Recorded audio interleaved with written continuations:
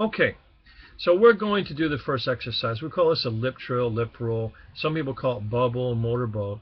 Doesn't really matter what you call it. The most important thing is that you do it. Okay, the way we're going to do it is we're going to take our hands and we're going to push up on our cheek areas like this, and we're going to loosen the skin around our lips. Now we want to make sure our lips are able to vibrate, and what we're going to do is try to make like a B sound. Ba, ba. That's the secret to this exercise and doing it correctly. Is getting this little ba, ba. Think of ba, ba, bubble. We want to get this B sound underneath because it's really helpful. It also helps with the voice. It brings in the vocal cords a little bit. And just make this sound like this. You can hear it kind of sounds like a motorboat engine. That's why they call it the motorboat.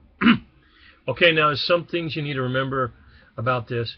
The first one is don't go too high. You don't want to try to push this exercise up too high. When you get into the higher notes, make sure you're backing off on the sound a little bit. If you try to push it, you're going to hurt your throat. You don't want to go like that. I can even feel a little bit of pain right there in the throat from demonstrating that. So you don't want to push too hard. When you get up to those high notes, it's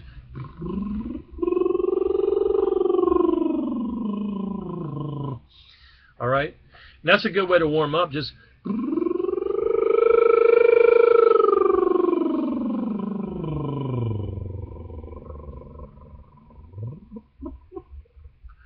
go up and down the scale. Go through your vocal range doing that. It's really not required that you do anything rigid. Just move up and down the scale, loosening up your vocal cords. And if you feel it right, if you do it right, you should be feeling like a little vibration in your lips.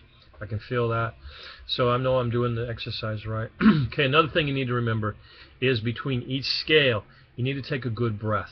And the way we're going to do that is what's called diaphragmatic breathing. Think that you've got like a balloon in your belly area, and you're pushing your stomach out, and as you push your stomach out, you're going to expand the balloon. So you breathe in, and the balloon gets bigger, and then you're going to exhale, and the balloon gets smaller, pushing the air out. Now don't all at once. You want to gradual release of the air, and make sure it's controlled too. All right. Notice that when I breathe in, I'm not bringing my shoulders up. I'm not taking this big chest breath, because that's really going to hurt your singing. It's going to mess up the airflow. It's going to put pressure and strain on your vocal cords. It is not good for your singing.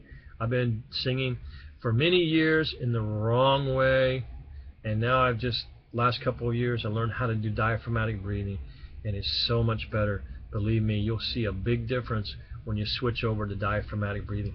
So watch me try to make sure my shoulders don't come up as I'm breathing in between the scales. Okay, so we're just going to do a 5-tone scale: do, re, mi, fa, so, fa, mi, re, do. Okay, and just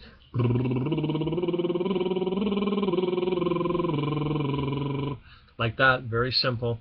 And remember what I said, when you get to those higher notes, don't push too hard. If you start feeling strain and maybe a little discomfort, stop, back off, and just take it a little bit each day.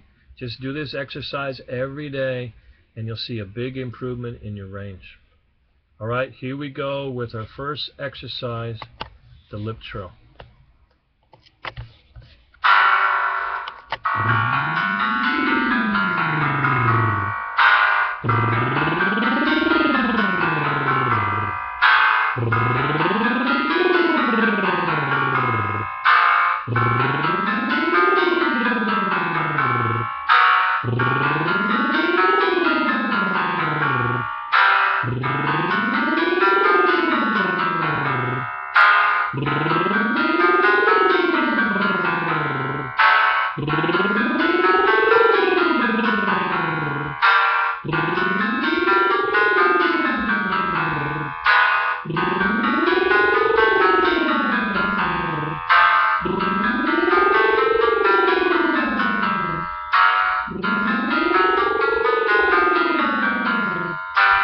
Alright, so I'm going to shut it off there, because that's getting near the end of my range, and I don't want to go up any higher than that.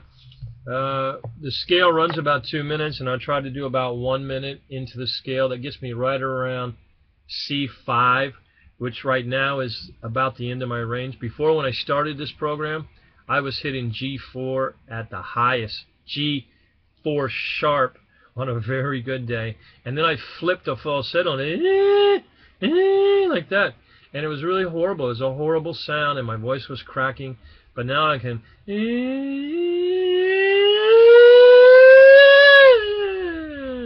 so I can hit D5.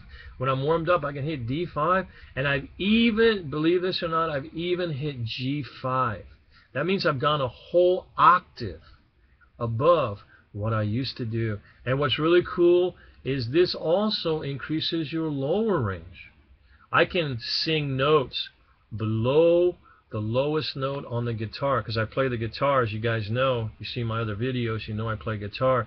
I can hit C2, which is below the lowest note on the guitar, the 6th string, the E note, that's an E2, and I can sing a C2 because of this exercise and some other exercises that I'm going to show you. Alright, so do this every day. It will really improve your vocal range. And remember, when you start getting those higher notes, don't push, don't try too hard. Even back off the sound a little bit. If you notice, when I got to those higher notes, I was getting a little bit quieter. Okay, so try to back off that sound. It will really, really help your singing. Alright, you have questions or comments, leave them below. Talk to you later. Take care. Bye-bye.